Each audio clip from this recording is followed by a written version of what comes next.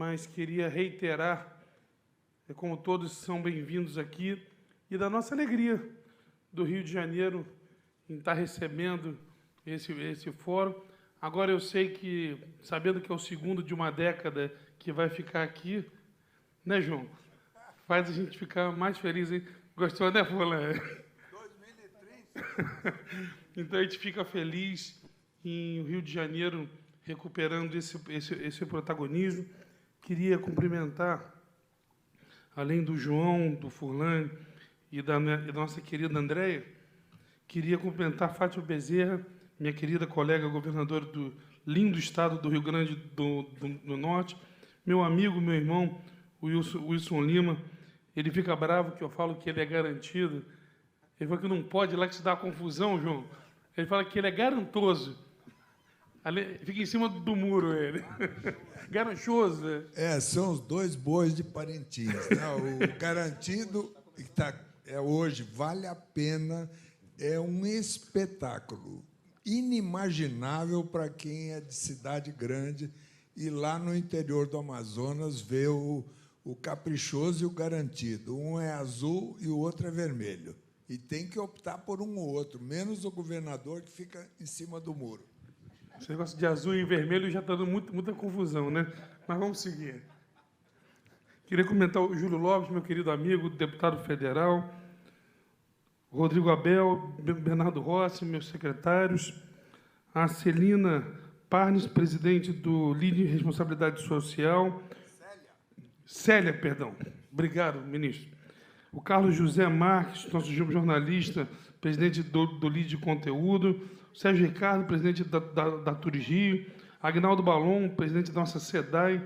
Meu querido amigo Preto Zezé e o Ivan Lima, também todos. É uma alegria estar aqui. Esse tema, eu acho que João, André e Furlane, talvez seja o tema dos temas. Esse eu não tenho dúvida que talvez seja o mais polêmico, o mais difícil. Esse, com certeza, talvez até seja um tema não fim, mas seja um tema início.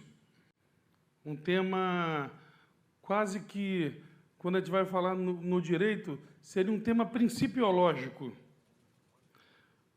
Porque ele é a razão da nossa existência de Brasil.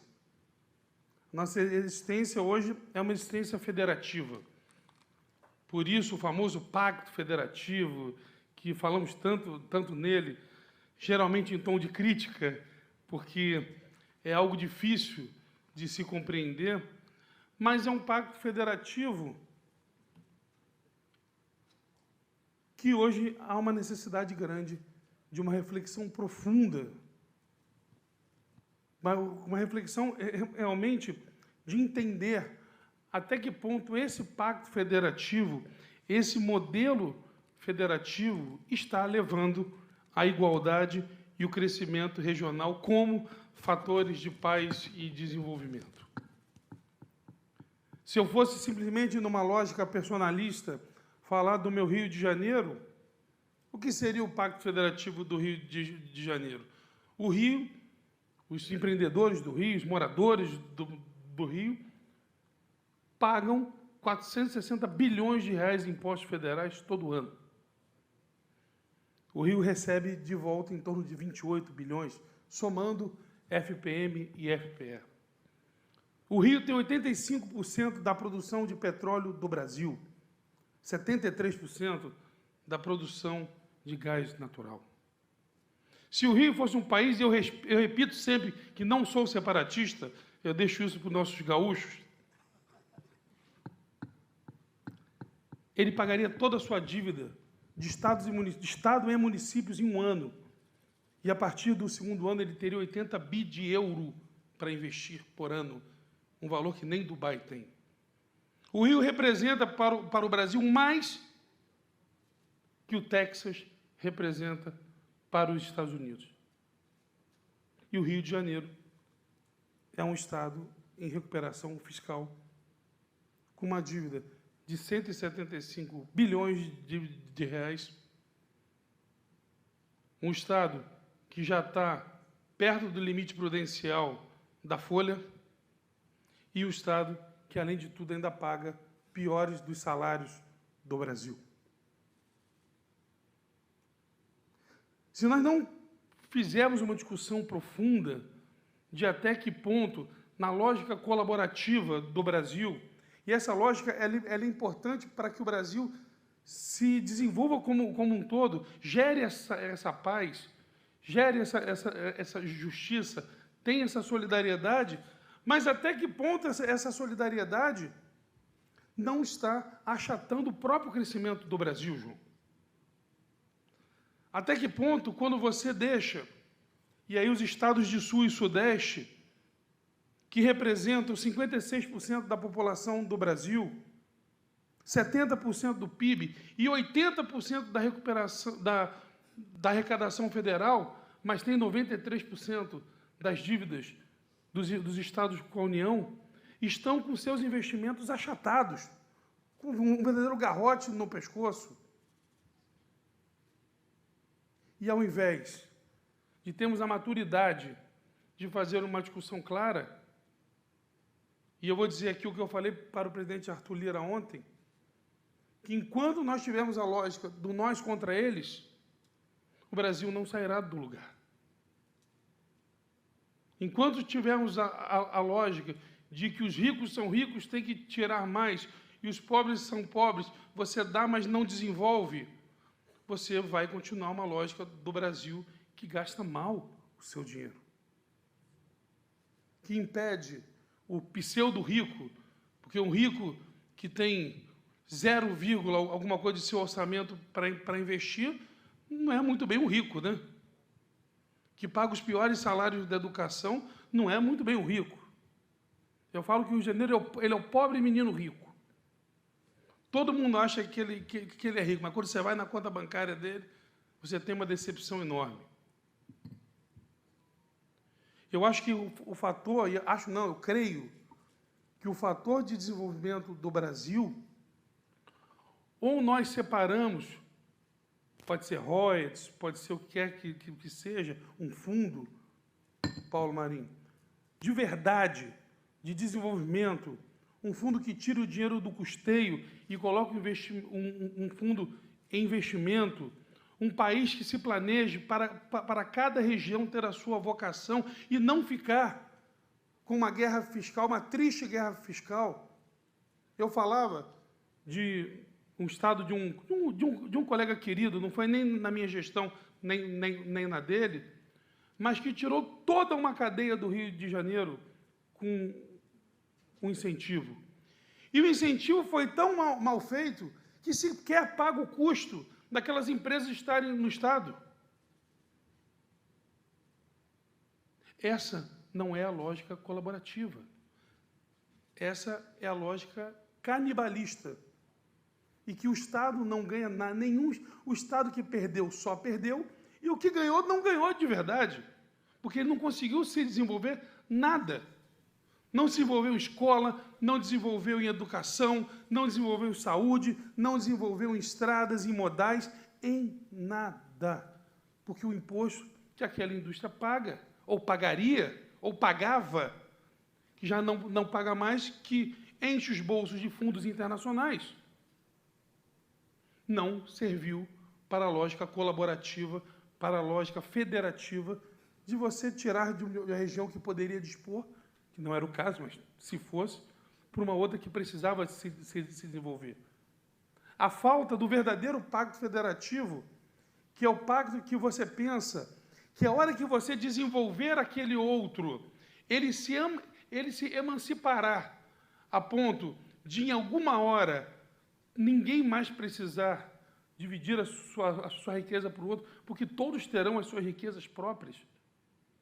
Essa seria uma lógica linda. Um Estado colabora com o outro até o ponto que ele se emancipe.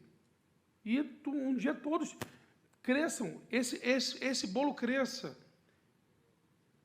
Enquanto nós continuarmos pensando a lógica da redivisão do mesmo bolo, João, nós não seremos um país que caminhe para frente. Esse é o grande desafio dessa reforma tributária. Não ser uma reforma eu vou... Ô, Fulano, você me tomou 1 minuto aqui falando, eu vou me... 2. Porque você me perdoa, João, mas esse é um debate importantíssimo. Porque é o seguinte, nós temos que olhar o Brasil na perspectiva do crescimento real, da organização, do respeito ao orçamento. Eu ouvi a nossa ministra do Planejamento falando o quanto é triste a gente ouvir uma lógica de que o orçamento é uma peça de ficção. Paulo Marinho, é triste isso. O orçamento deveria ser uma forma de planejamento, de olhar os planos decenais. Agora estamos fazendo um planejamento do Rio de Janeiro de 40 anos, para saber para onde vamos. Vivemos no Brasil hoje uma crise de concessões. Toda a natureza, toda a sorte, todos os locais. Modais, estradas, aeroportos, portos, gás, energia. As nossas concessões estão passando um momento de crise. Enquanto não tivermos concessões com segurança jurídica, o Brasil não irá crescer, porque os grandes players estão vindo para cá e estão indo embora. Você perder uma Changi no Rio de Janeiro é triste. É triste perder uma Changi no Rio de Janeiro, o melhor operador de aeroportos do mundo. Viracopos, que também teve uma concessão de bilhões sendo devolvidas, estradas sendo devolvidas, portos sendo devolvidos. A Light já passou por toda a sorte de empresários de sucesso e ninguém consegue. A Natos igual, a SEG aqui é igual. O Congresso, e eu falei isso com o Arthur Lira ontem, após a votação da reforma tributária, deveria se debruçar seriamente no marco das concessões, com regras claras de reequilíbrio econômico-financeiro. Hoje o gestor fica na mão do gestor 2 coisas. Ou ele dá sorte de pegar um magistrado bom, que é sorte, é roleta quase que russa, ou ele fica esperando o japonês da federal. Porque não tem nada que dê segurança jurídica para ele fazer um verdadeiro reequilíbrio.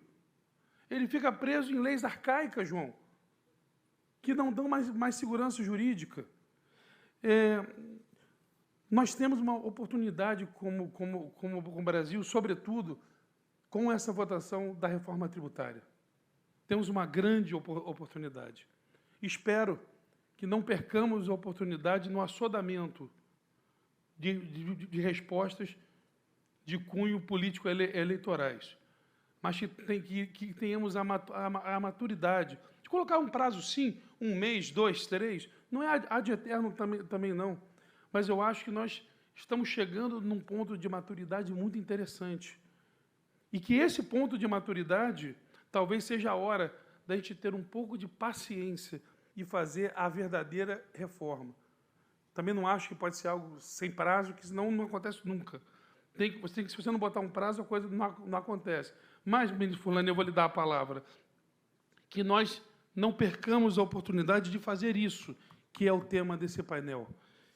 Igualdade e crescimento regional, porque nós somos um país grande demais, e a lógica colaborativa. Cada região pode ter uma grande vocação, 1, 2 ou algumas grandes vocações que se colaborem entre si e usar isso como fator da busca da paz e da busca do desenvolvimento. Desculpa a demora, ministro Fulano, mas acho que era uma reflexão necessária.